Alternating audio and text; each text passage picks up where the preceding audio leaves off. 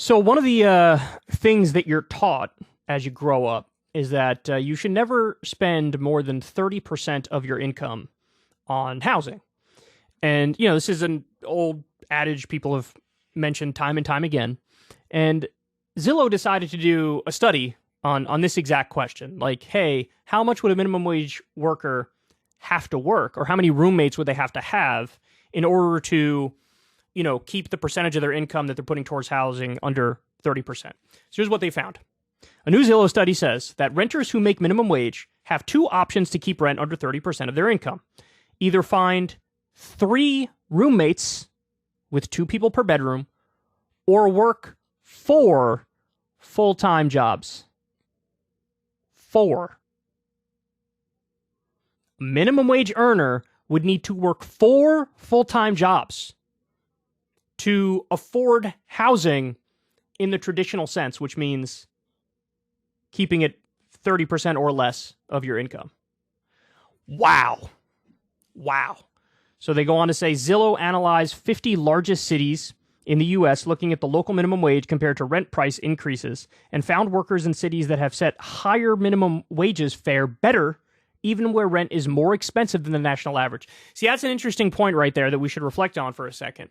So, usually places that have higher minimum wages are cities. Cities are usually more expensive than rural areas.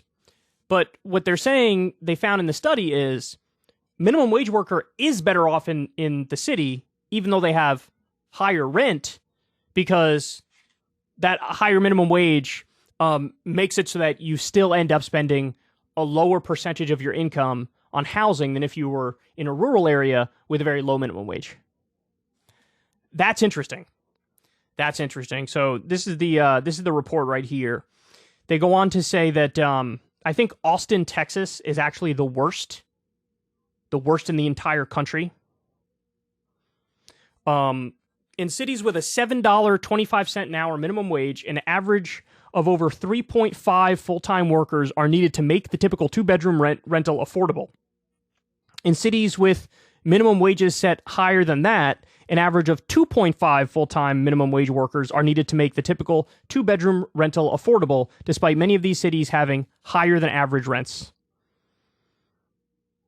So it's not like in the cities or the places with higher minimum wage, it's anything to write home about. These people are still severely underpaid, but it is noteworthy that where you have a higher minimum wage, even with the higher rents, it helps people. It helps people quite a bit.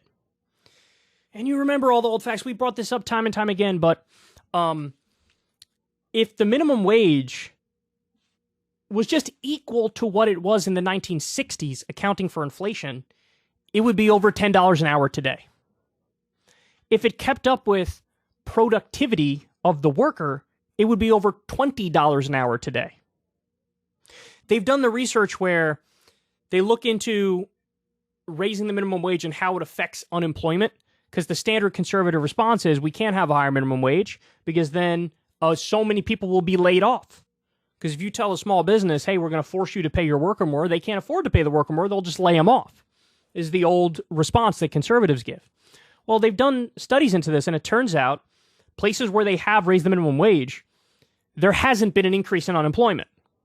So now that could change if you raise the minimum wage to like $50 an hour or whatever. Yeah, then there probably would be an increase in unemployment because a lot of employers can't afford to pay employees $50 an hour.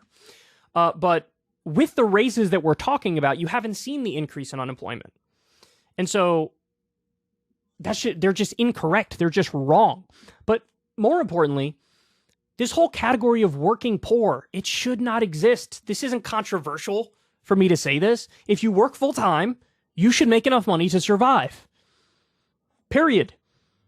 But instead, you have a situation where we have tens of millions of working poor people where they bust their ass, they play by the rules, they do everything right, and not only is there no reward for it, there's punishment for it. They can't afford the basics. So if anything, reading this, what it tells me is the answer is really sectoral bargaining. That's what we need. So there are some Scandinavian countries that have sectoral bargaining. And what that means is so they go by industry, right? So, for example, the fast food industry. If you are a fast food worker, you are unionized with all other fast food workers. And so then you collectively bargain, you collectively negotiate to set a wage floor. Now, California just recently started doing this, or they passed the law where they're going to have sectoral bargaining. What we know from the Scandinavian countries is this is a better way to look out for the working class. Honestly, even better than just having a minimum wage, because the unions typically negotiate a floor for wages that is higher than what any minimum wage would have been. So that's why you have a lot of those countries don't even have a minimum wage, because everybody's part of a union. They have sectoral bargaining, and so the workers' wages are just better. They're just better overall. And so that's what we need here. Like I said, California's working on that. But this is one of those studies, man. It's just astonishing. It's just astonishing.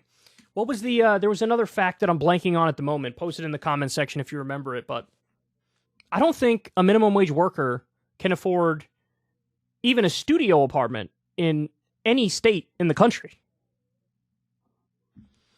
And just understand, another argument conservatives make is, yeah, but the minimum wage is just like, high school kids with a summer job, so who cares, kind of. That is fundamentally untrue. If you look at the numbers, if you look at the statistics, there are plenty of people, probably the majority of people working full-time jobs, getting a minimum wage. That's not the case. That is their actual job. And we need people for these jobs. So the argument of like, well, just, work your way up the ladder, go find another job. It's so glib. It's so flippant. These people deserve to make a living wage. So they have a chart here. I'll show it to you. These are the worst. Full-time minimum wage jobs needed to afford a local rental, $7.25 minimum wage, and other minimum wage. So all these cities have a $7.25 minimum wage.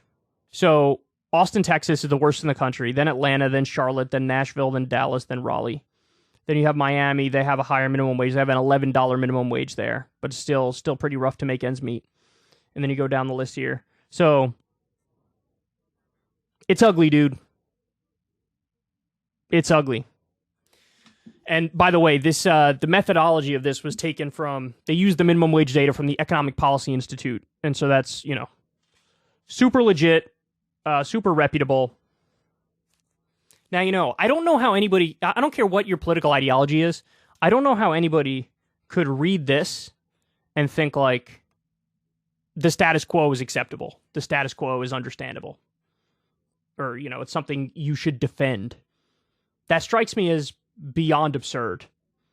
Clearly, we have absurd levels of income and wealth inequality, and this is manifesting in a number of societal ills that are totally preventable, but we're not doing the work to prevent it because it would require redistribution of wealth, and that's been demonized to the max. But of course, the bigger problem, which leads to this, is the corruption, right?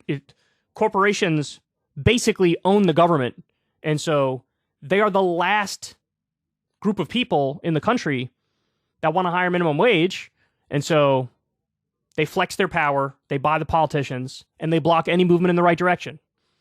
And then you get dire, satanic studies like this that show you just how bleak it is.